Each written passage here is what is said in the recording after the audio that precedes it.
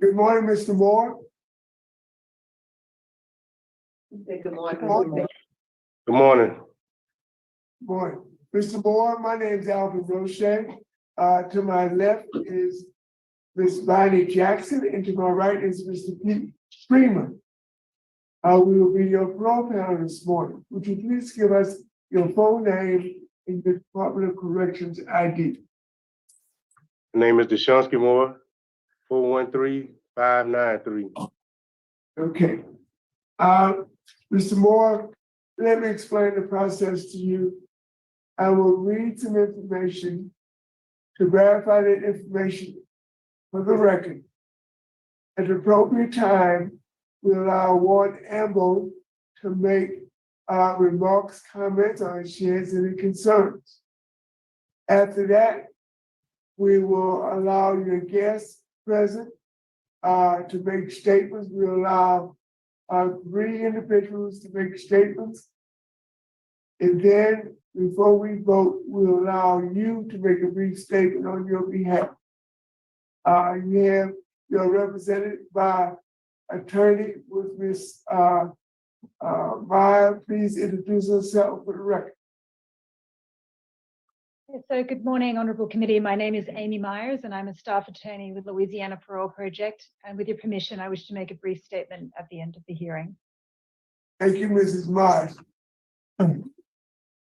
And just 1 second until I get the list of participants.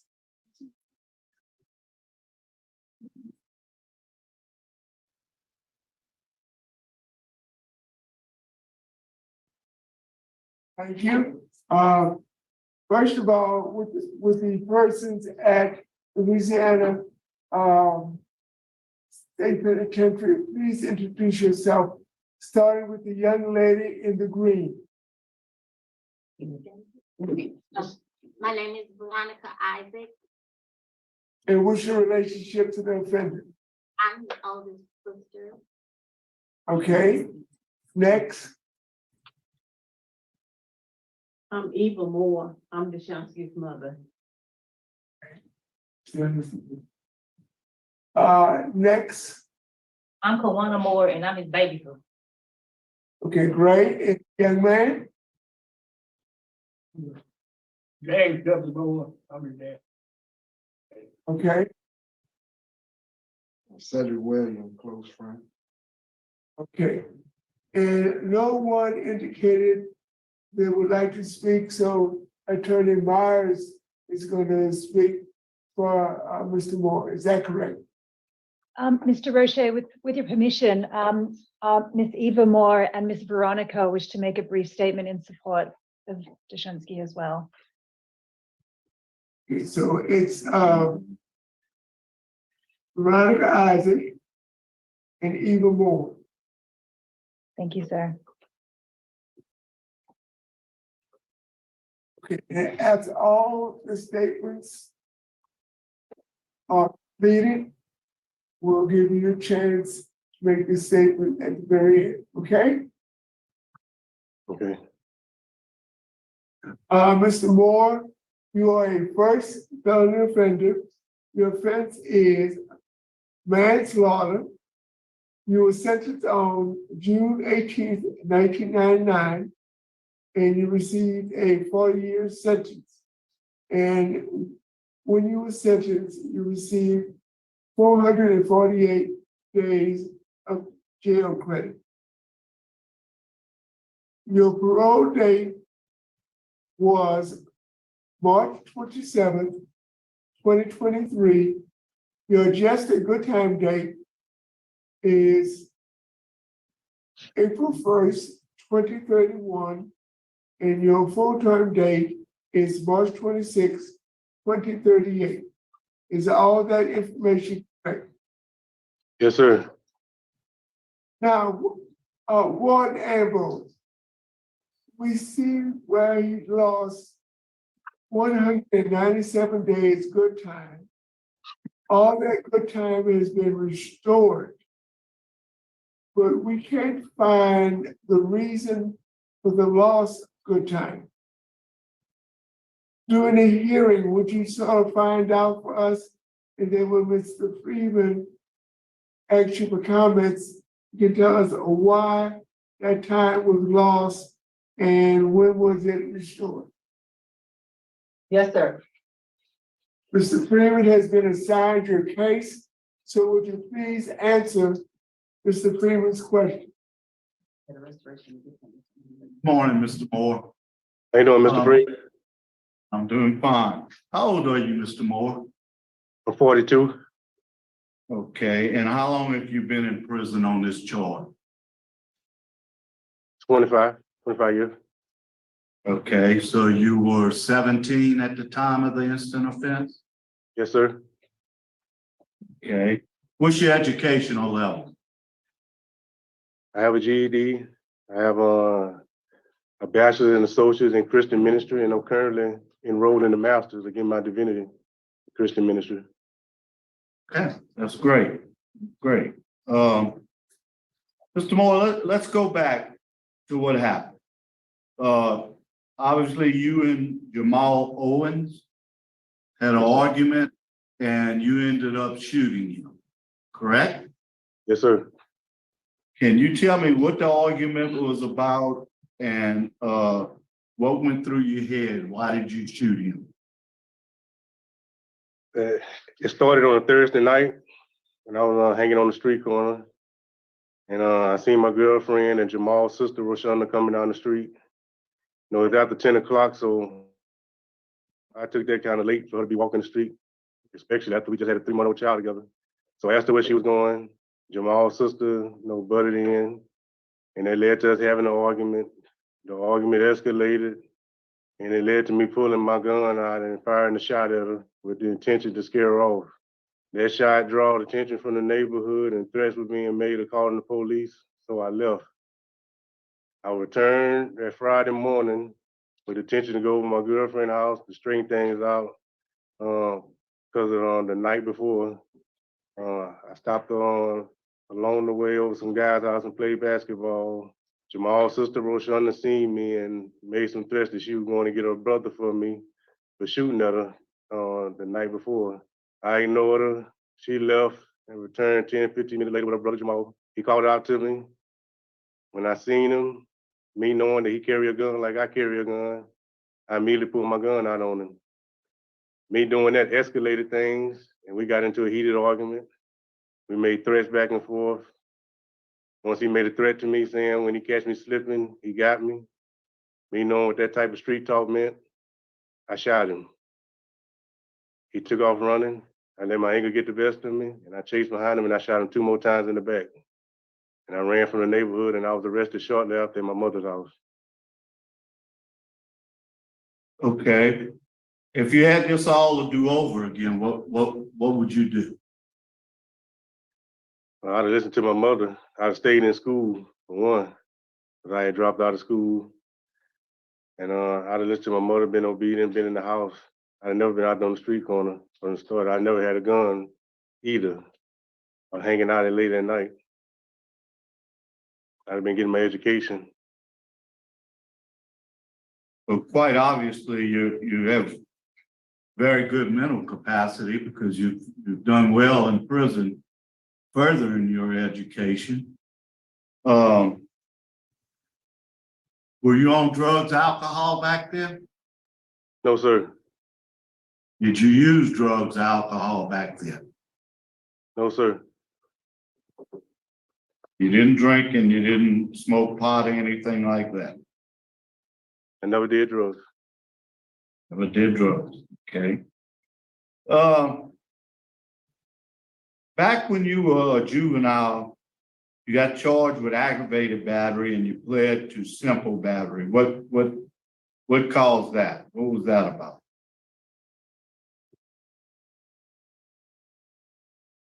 Do you recall? No, sir.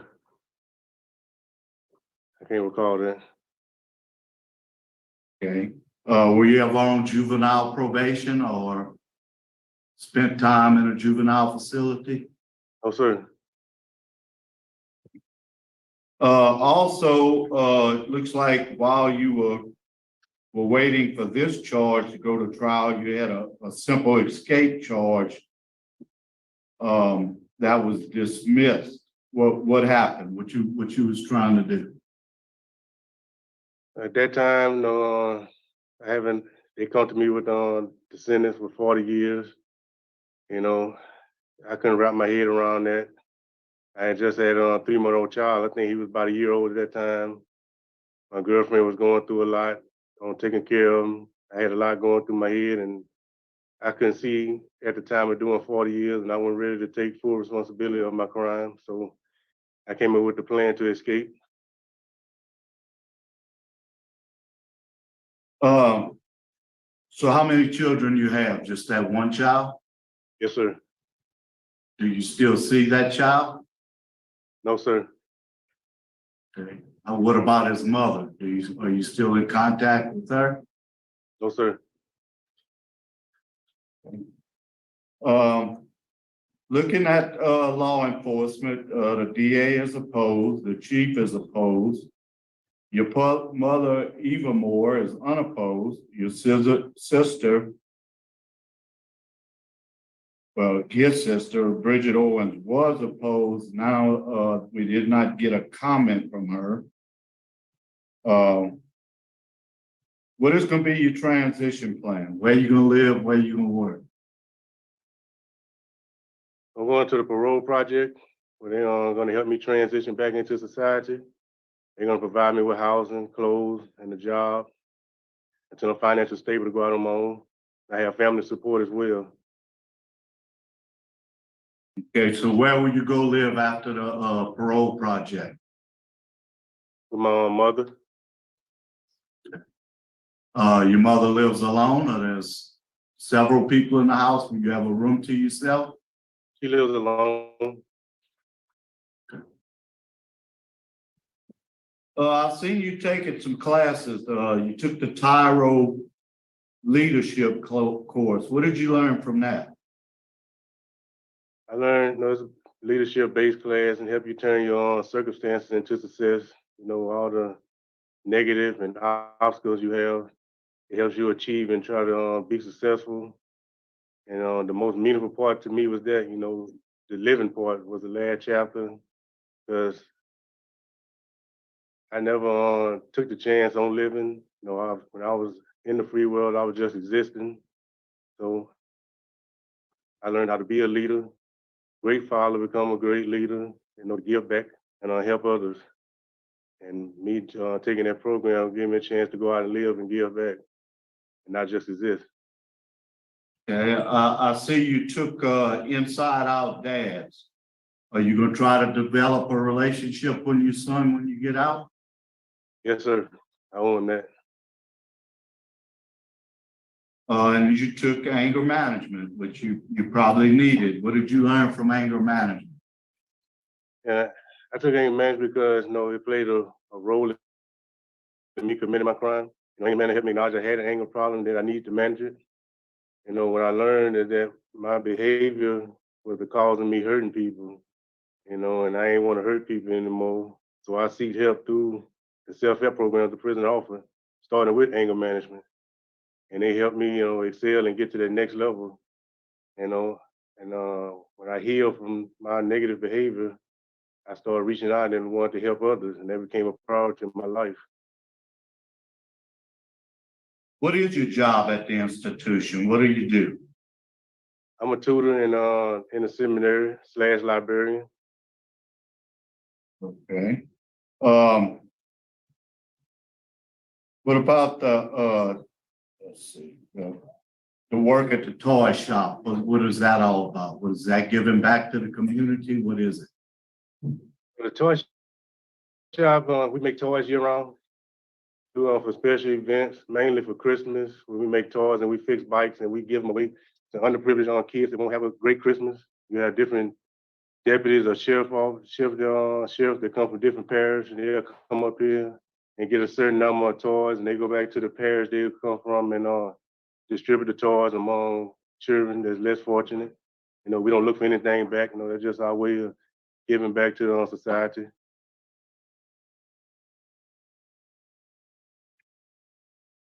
Okay, Mr. Moore, I see you've had 18 write-ups. You hadn't had one since 2014. It was a theft.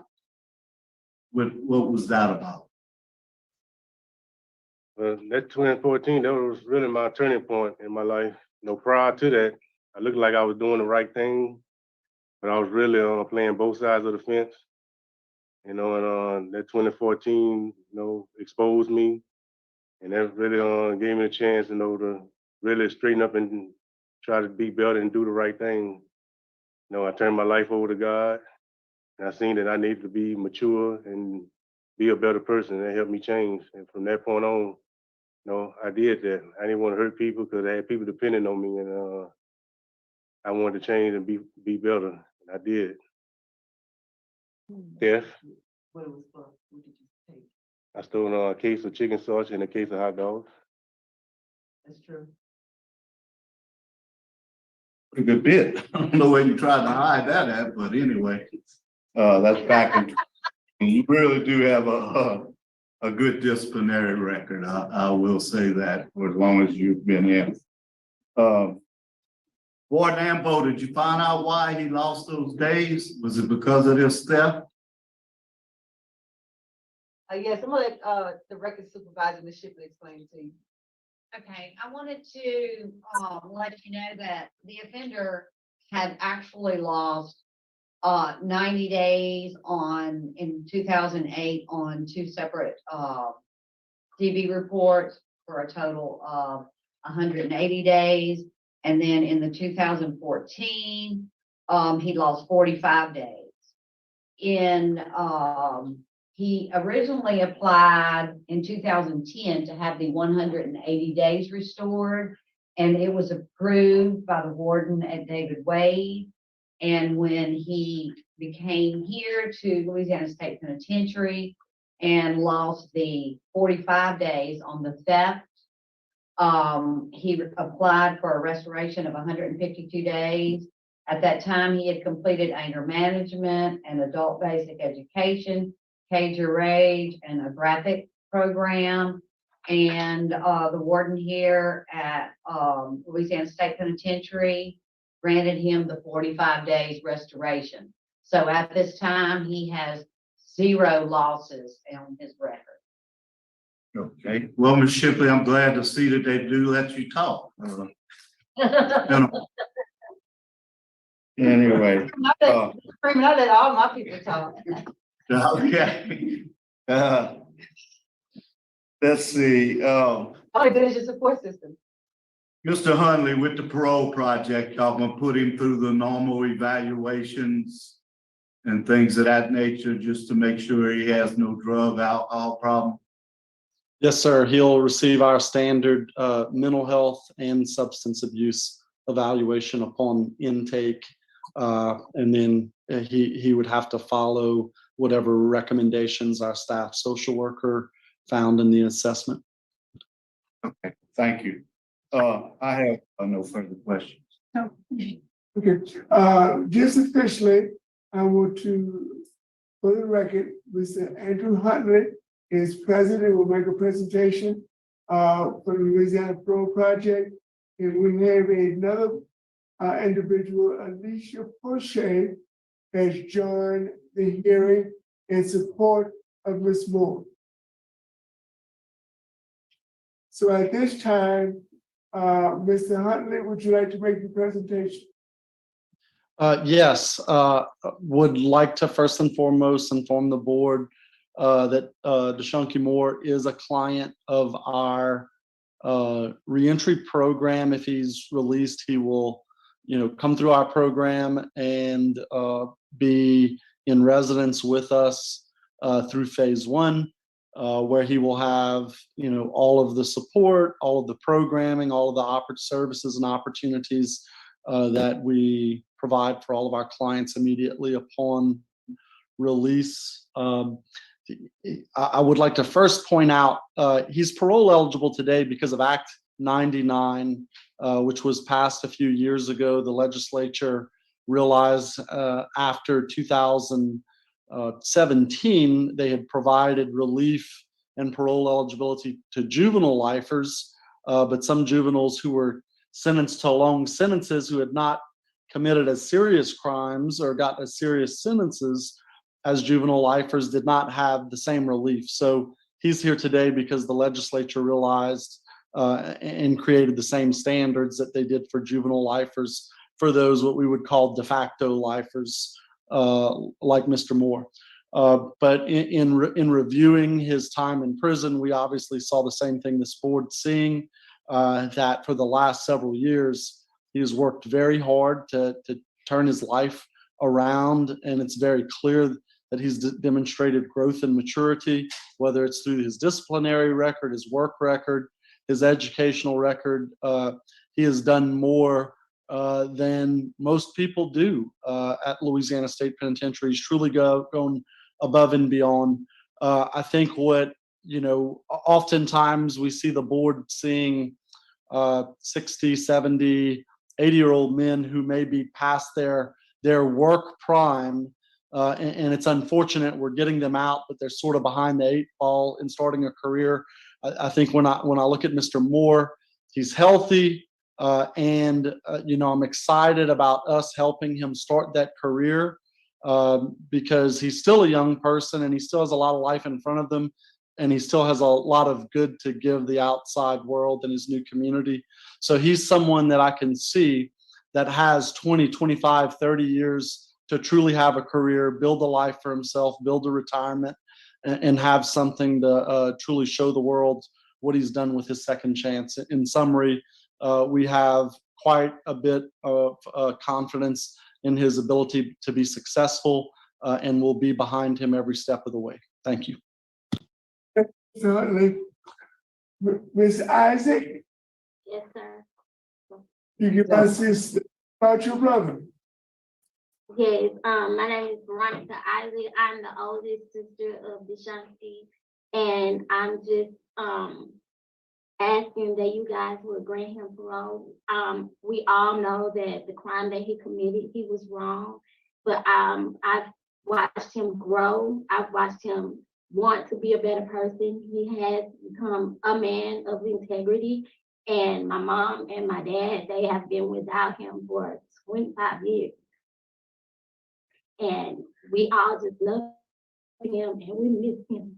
And we just asking that you guys would give him a chance. Thank you, Ms. Isaac.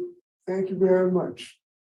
Well, Mr. Moore, we have one more spot, and we said that to the most important person in your life, your mother. Would Ms. Eva Moore give us your statement? Yes, I am Deshunski's mother. Praise the Lord, and I am so proud of him. And I just ask you all to just thank you for trying to help him and give him a second chance. And I want to apologize for his wrongdoing to Jamal Owens, and I made a bond. God is good.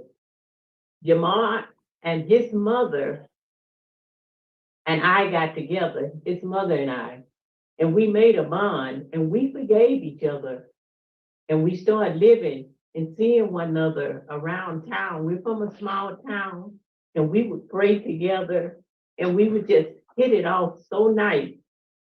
But I still apologize for what my son has done. And for his son, I have been there from day one for my grandson. I took his place when he went away, and I hope raised my grandson. And he turned out to be, right now, he's a pretty good young man. He stays out of trouble and he go to barber school. And I want to thank you all so much. Thank you, Ms. Moore. If more people in the world got together who had adversary reasons to be apart, and you would come to a compromise and get along, the world would be a much better place. Mr. Moore, a brief statement on why we should release you. Well, I believe you look at my accomplishments, my conduct record, it will show that I'm no longer that 17-year-old that only had a 10th grade education. Me wanting to change and the self-help programs here helping transform me into a 42-year-old man with the understanding of taking responsibility and holding myself accountable for my crime. I'm deeply remorseful for the crime I committed against Jamal. I understand the trauma that I took on the Owens family through, and I'm deeply sorry for that. The past 25 years has enabled me to hold a job, further my education, and to reach back and help others, which is now a priority of my life in doing so. And I just pray that the board offer me a second chance in my freedom so I can go out in society and give back and reach my full potential. Thank you, Mr. Moore. Attorney Myers. Thank you, sir. Despite coming to prison when he was just 17 years old, Deshunski did not fall into the traditional pitfalls that many juveniles do. He adjusted to prison life quickly and only received 18 write-ups over the 25 years he's been here, a truly exceptional record. Today, he's a Class A trustee and he has a low Tiger score. His professor at the Bible College, Dr. Sharkey, saw Mr. Moore's brilliance and wrote in his letter commending Deshunski that you achieved a measure of academic excellence reflected in your 4.0 GPA. Deshunski has been on the honor roll throughout his matriculation and has gotten straight A's for many semesters. As the committee is aware, people coming home from prison with a higher education level are far less likely to recidivate. And Deshunski is one of the most educated people at Louisiana State Penitentiary now. Dr. Sharkey at the Bible College also said academic achievement is not equivalent to spiritual growth or even an indicator of spiritual maturity. The learning process is so much more than academic achievement. Deshunski is so much more than a talented and committed student. He is also a thoughtful and spiritual man who ministers to other incarcerated men here when they need guidance. Deshunski has completed over half of his sentence in prison and he's now at that sweet spot. Now is the time to release him. He's served a significant amount of time. He's made the necessary changes to his attitude and he's still young enough to have a full life. His mother and family traveled over 4.5 hours to support him today, and they will be able to provide longer term assistance if Deshunski doesn't have his own plan before he leaves Parole Project. We humbly ask you consider his maturity, rehabilitation, and accomplishments and grant his early release on parole. Thank you. Thank you, Ms. Meyer. Is the panel ready to vote? Yes, sir. Mr. Freeman. Okay, Mr. Moore, first off, I very much enjoyed your interview this morning.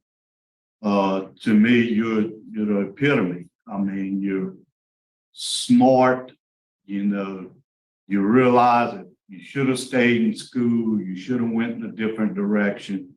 You're still just 42 years old. That makes me a little nervous. I know you still have your whole life in front of you. So, let's take advantage of this chance. My vote today is going to be to grant your parole with the special condition that you go to the parole project, be evaluated per their standards, and follow any recommendations that they have. Thank you, Mr. Freeman. Mrs. Jackson. All right, you have done an outstanding job. You've got an excellent prison record. You have very positive remarks from people who've known you over the years. You are only 17 at the time that this occurred, and you have demonstrated a high degree of maturity and growth and rehabilitation. So my vote is to grant to the parole project.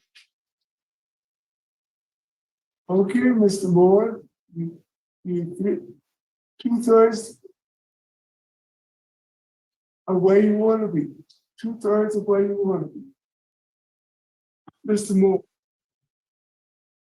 based on the family support I see behind you, sister, mother, sister, father, your friends have logged on to Zoom. The amount of educational advancements you made is tremendous over the last 25 years. Excellent remarks by Warden Angle and former Warden Bernard. Outstanding transition plan with the Louisiana Parole Project. You are the prime example of an offender that is ready to be released. Therefore, my vote also is to grant your request. Upon release, I want you to have a curfew from 9 p.m. to 6 a.m. I want you to maintain full-time employment. And I want you to do community service. You have a story to tell. The youth of the day is running rampant, committing all kinds of crime. I want you to get with your parole officer. I want you to get with your pastor, because I know you're going to church with your mama. And I want you to get with your pastor, get together and talk to groups of disadvantaged youth. Tell them your story and try to lead them in the right direction. I want you to do that at least 4 hours a month. You can do more than that. And I want you to do at least 4 hours a month, talking to groups of young people and telling them your story. Yes, sir. You understand those conditions. Yes, sir. You have received 3 votes to grant your early request. Your request has been granted. You have a good day and good luck. Thank y'all. Thank you so much. Thank you.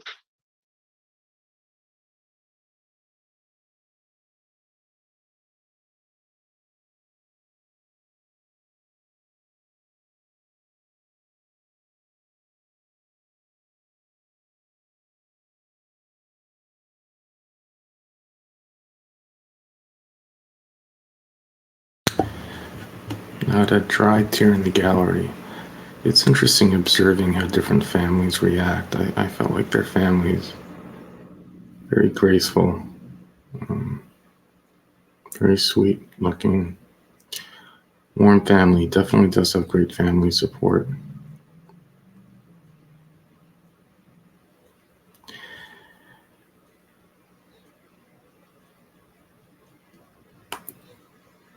You know, it was interesting in the sense that there's no victim opposition that I recalled hearing from the victim's family, really anyone. So there's no one representing the victim.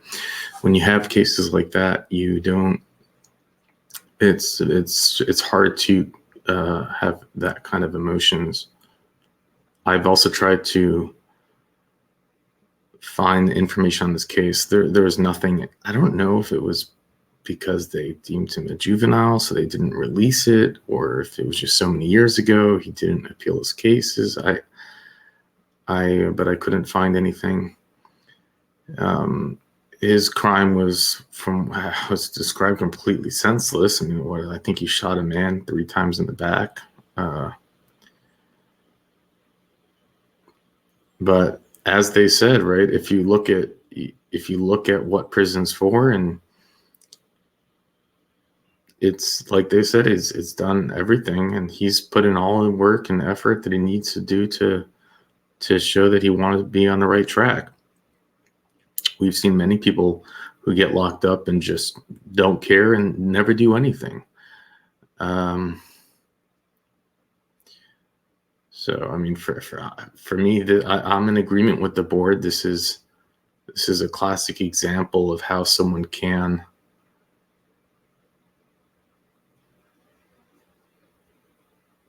turn their entire life around from being locked up, pretty much what would have felt like a life sentence, to then getting out while he's still young. He's 42 years old. He spent, he's not going to recognize the world out there. It's going to be completely different. But we'll adapt quickly. And yeah, this is a case that I certainly appreciate the Parole Project being involved. We've seen them involved in so many wretched cases lately. It's hard to support them, but this certainly seems like a good use case. I know that some of you are going to be in disagreement. There are many of you who feel very strongly that you take a life, you serve a life, regardless of what you've accomplished, and that's okay to have that opinion too. We don't, like I say, the worst outcome that we can have on this channel is for us to be an echo chamber. We're not an echo chamber. We have countering views. We have different experiences in life that make us have those views, and that's the way that I believe it should be. We just respect each other in how we express our views. But in my view, in this scenario, I'm totally in agreement with the board. And I'm rooting for him and hoping he can make a difference out there. He can change lives, talking to youth and help them understand you don't want to end up in Angola. You don't want to spend the next 25 years locked up, wasting away. It's not fun, but that's my perspective. Please do like and subscribe and help the channel grow. And with that, I'll let you go.